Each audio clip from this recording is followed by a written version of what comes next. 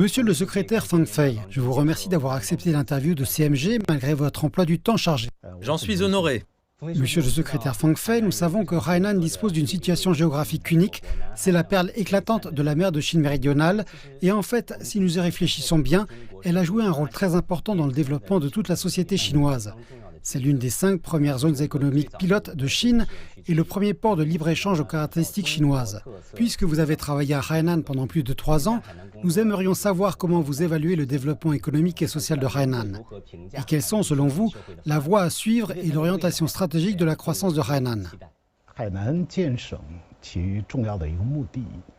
Hainan a été fondé dans le but important d'établir une zone économique spéciale à l'échelle de la province. Nous pourrions dire que Hainan est né et a prospéré grâce à la réforme et à l'ouverture.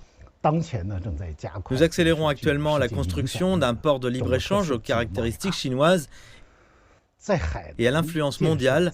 Il s'agit d'une stratégie nationale majeure que le secrétaire général Xi Jinping a personnellement planifiée, déployée et promue. Ces dernières années, Hainan a fermement exécuté les décisions et le déploiement du comité central du PCC et mis en œuvre le nouveau concept de développement de manière complète et précise. Le fonctionnement de l'économie s'accélère, le taux de croissance des principaux indicateurs économiques est l'un des plus élevés du pays. La construction du port de libre-échange a pris forme et l'élan d'un développement de qualité est de plus en plus évident. Ces dernières années, afin de promouvoir un développement économique de qualité, nous nous sommes affranchis avec détermination de la dépendance à l'égard de l'immobilier. Au contraire, Hainan accélère la construction d'un système industriel moderne caractérisé par 4 piliers, 3 points forts et 3 secteurs de services haut de gamme. L'objectif est d'accroître la qualité, la résilience et la compétitivité de la croissance économique de Hainan. Les 4 piliers désignent les 4 principales industries, à savoir le tourisme, l'industrie des services modernes, l'industrie des hautes technologies et l'agriculture tropicale. Ces 4 industries de pointe représentent 62,4% du PIB, soit une augmentation de 11 points de pourcentage par rapport à 2018, ce qui en fait ainsi le pilier et le moteur du développement économique de Hainan.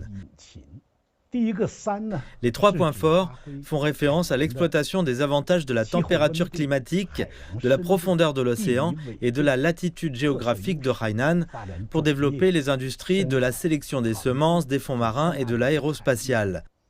Permettez-moi de préciser, les températures élevées conviennent au développement de la sélection des semences.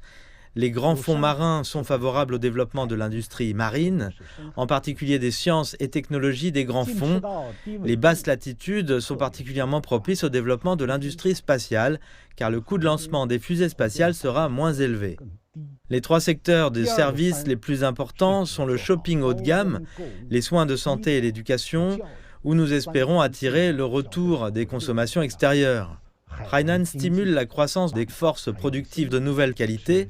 Le laboratoire de semences de la baie de Yazhou fonctionne à plein régime. Le laboratoire marin de Sanya et la base du laboratoire d'exploration de l'espace lointain de Wenchang ont été mises en place. La base de technologie quantique de Hainan a été inaugurée. Cela signifie que des progrès technologiques et innovants majeurs sont réalisés sur Terre, en mer et dans les airs.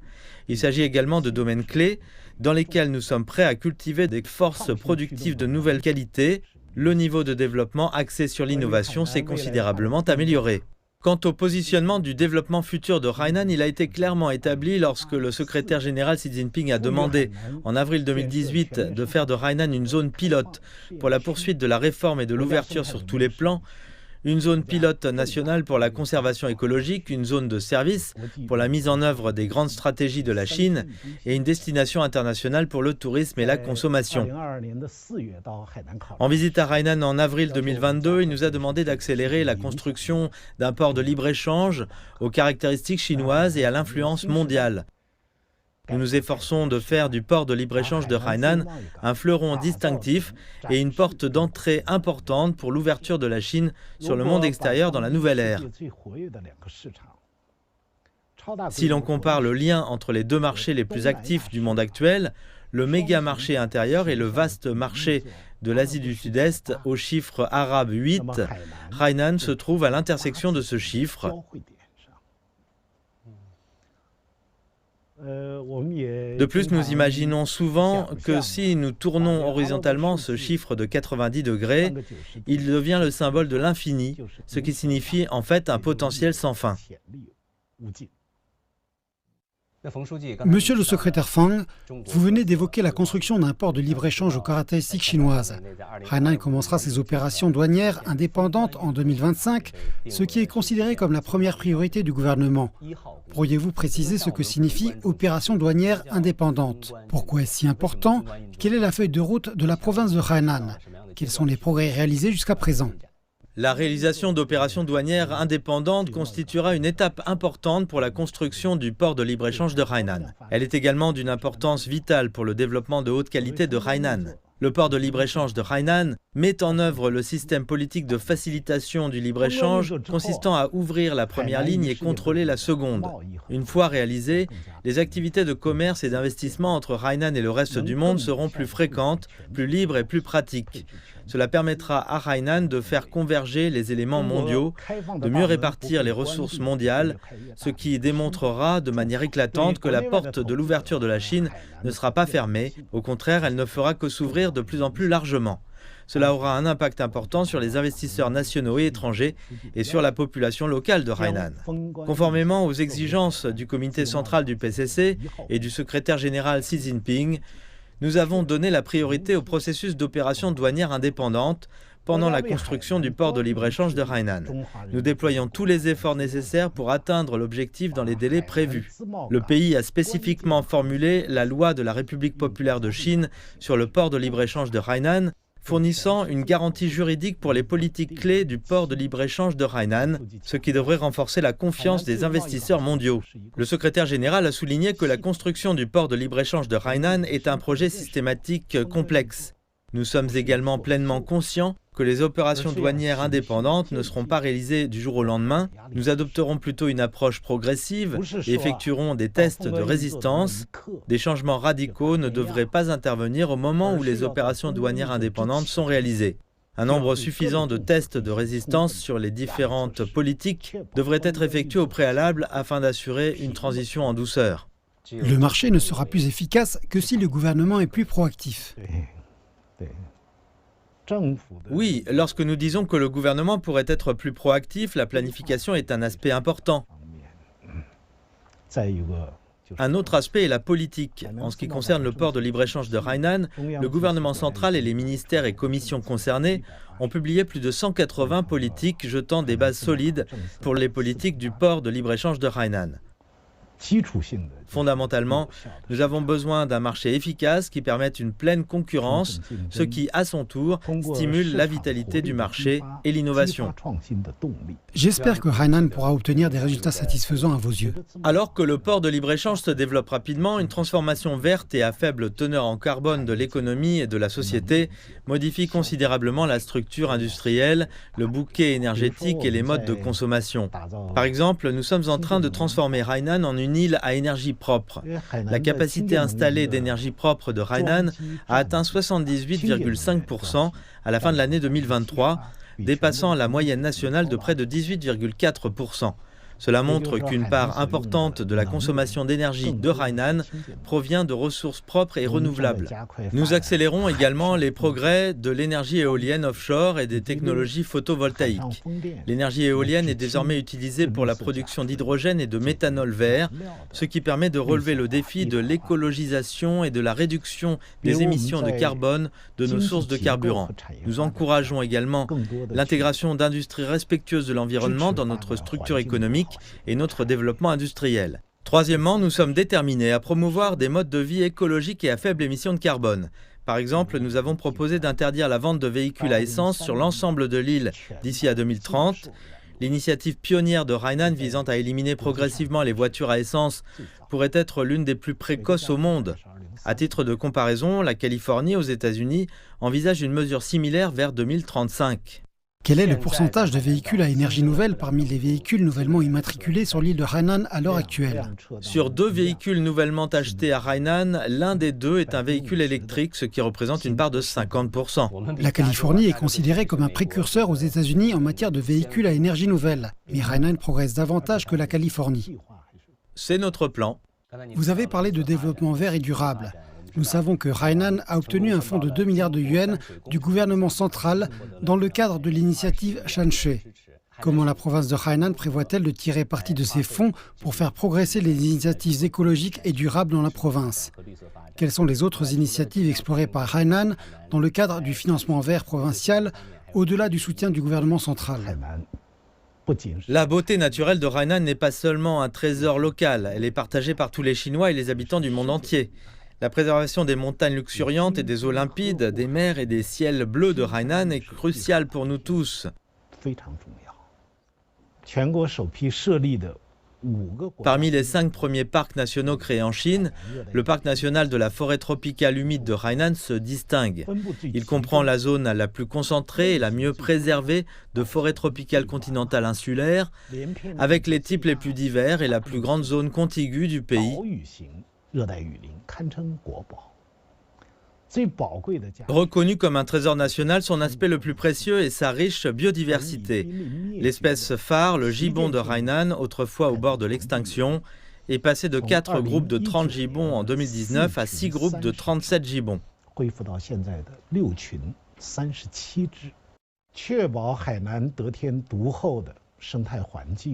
S'assurer que l'environnement écologique unique de Hainan continue de prospérer plutôt que de se détériorer nécessite un soutien financier substantiel. L'initiative Shanshui s'aligne sur les principes de la pensée de Xi Jinping sur la civilisation écologique, suscitant une grande attention.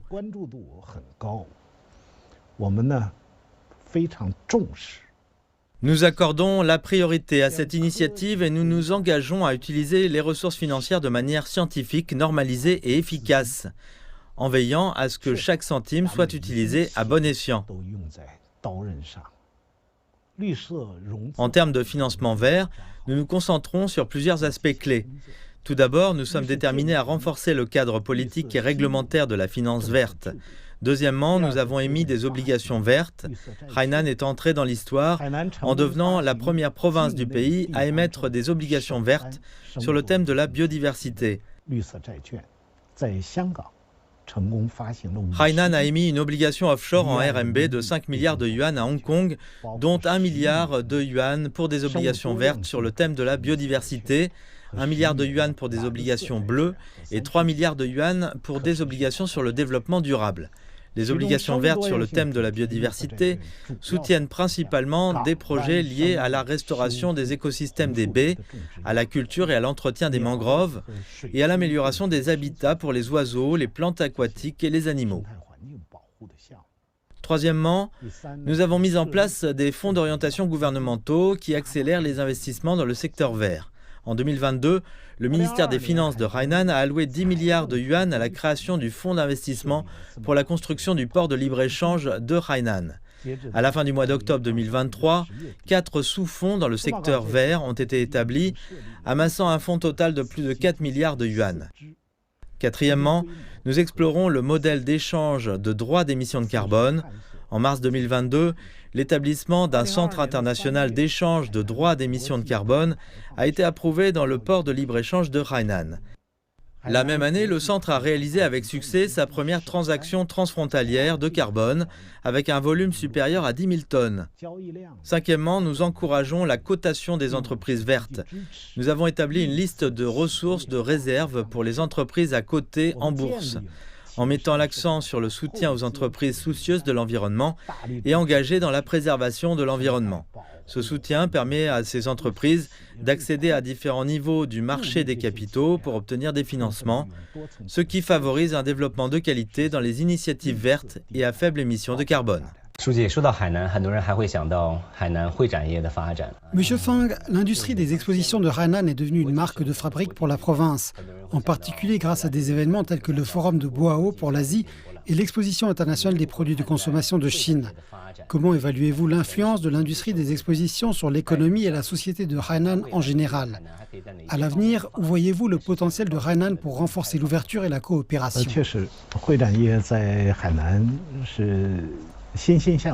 Il est certain que l'industrie des expositions à Hainan est florissante et qu'elle constitue un moteur essentiel du secteur des services modernes.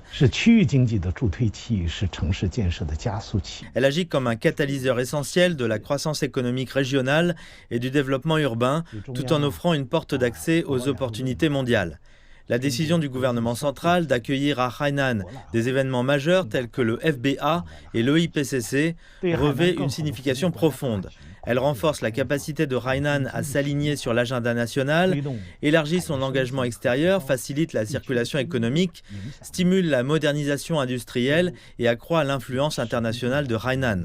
Avec 22 sessions réussies, déjà tenues, le FBA tiendra sa réunion annuelle 2024 à la fin du mois de mars. Le FBA est une plateforme importante pour l'interaction internationale dans une perspective globale.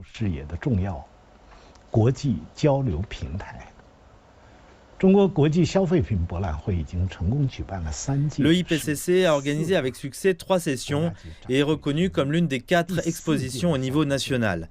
La 4e EIPCC se tiendra à Haikro du 13 au 18 avril de cette année. Nous souhaitons chaleureusement la bienvenue à tous les participants et nous apprécions particulièrement le soutien du China Media Group CMG à l'EIPCC. L'industrie des expositions est un moteur important pour divers secteurs à Hainan, une unité de production économique dans cette industrie générant 7 fois plus de production d'autres secteurs. Cet impact substantiel a largement alimenté la croissance dans les secteurs de la vente au détail, de la restauration, de l'hôtellerie, des transports et autres. En février de cette année, l'administration nationale de l'immigration a pris une décision importante en élargissant les motifs autorisés d'entrée sans visa dans la province de Hainan pour les citoyens de 59 pays. Outre le tourisme, les personnes peuvent désormais entrer sans visa à des fins d'affaires, de visites et de participation à des conférences, pour un séjour pouvant aller jusqu'à 30 jours. Cette politique représente une évolution très favorable à la croissance de l'industrie des expositions de Hainan. En outre, nous nous engageons à organiser des expositions écologiques et à faible émission de carbone. L'année dernière, l'EIPCC a été organisé avec succès en tant qu'événement sans émission de carbone, démontrant ainsi l'engagement de Hainan en faveur des pratiques mondiales écologiques et à faible émission de carbone. Lorsque j'ai vu le chiffre 59, j'ai été un peu surpris car il représente 59 pays et régions, y compris des nations développées comme les États-Unis, le Moyen-Orient, nos amis des pays de l'initiative La Ceinture et la Route et de nombreux pays européens. Il couvre un large éventail de régions dans le monde, des pays d'Amérique latine et au-delà. Comme vous l'avez mentionné plus tôt, il ne s'agit pas seulement de tourisme. Les gens peuvent venir à Hainan pour des vacances, profiter du soleil, mais aussi pour un travail à court terme, des visites d'affaires et diverses autres raisons. Il est vrai qu'à l'heure actuelle, c'est la situation, mais je pense qu'à mesure que le développement du port de libre-échange progresse, les étrangers continueront à visiter Hainan plus facilement. Lorsque les gens pensent à Hainan, c'est souvent leur premier choix de vacances, en particulier pendant les froids mois d'hiver où ils ont envie de soleil et de promenade sur la plage. Il n'y a pas que Haikou et Sanya. Des endroits comme Wenchang attirent l'attention pour le tourisme aérospatial. Monsieur Feng, ces derniers mois, nous avons visité plusieurs pays, dont la Russie et la Serbie. Il est surprenant de constater que de nombreux habitants connaissent non seulement Hainan, mais qu'ils l'ont également visité ou qu'ils expriment un vif intérêt pour un voyage dans cette région. Comment évaluez-vous le développement de l'industrie touristique de Hainan? Êtes-vous satisfait de ses progrès? Et quel est selon vous le potentiel inexploité pour l'avenir de l'industrie touristique de Hainan?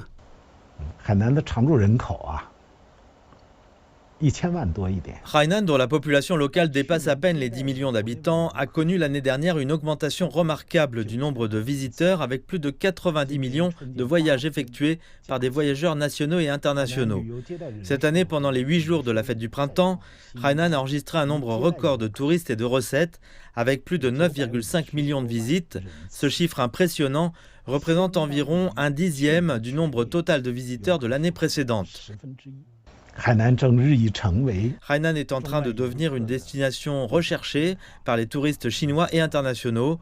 Comme vous l'avez mentionné, de plus en plus d'étrangers désireux d'explorer et de découvrir l'île de Hainan sont attirés par ses plages immaculées, son climat ensoleillé et ses forêts tropicales luxuriantes. Nous apprécions la bonne impression que tout le monde a de Hainan.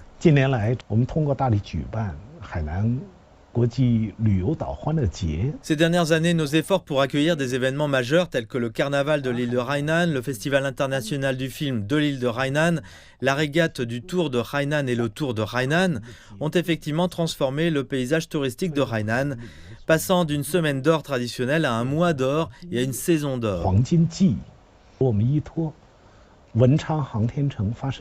En nous appuyant sur le site de lancement de vaisseaux spatiaux de Wenchang, nous intégrons activement l'exploration spatiale au tourisme en créant une destination qui combine les visites touristiques, les voyages, l'éducation scientifique, les divertissements, la restauration et les installations hôtelières. L'autoroute côtière de Hainan, qui ne se contente pas de relier les paysages côtiers, est un projet novateur qui symbolise l'intégration du transport intelligent et du tourisme. Une fois achevée, elle sera la plus longue route au monde à proposer des voitures intelligentes, une énergie fiable, une infrastructure routière intelligente, des services en nuage en temps réel et à servir de voie d'essai ouverte pour les applications de réseaux intelligents. Hainan présente non seulement des cultures Li et Miao uniques et une tapisserie ethnique diversifiée, mais se targue également d'un riche patrimoine historique et culturel.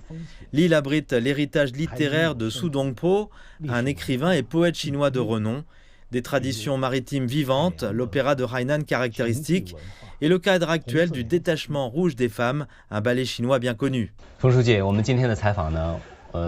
Pour conclure, cette interview atteindra une audience mondiale grâce aux chaînes de télévision et aux plateformes en ligne.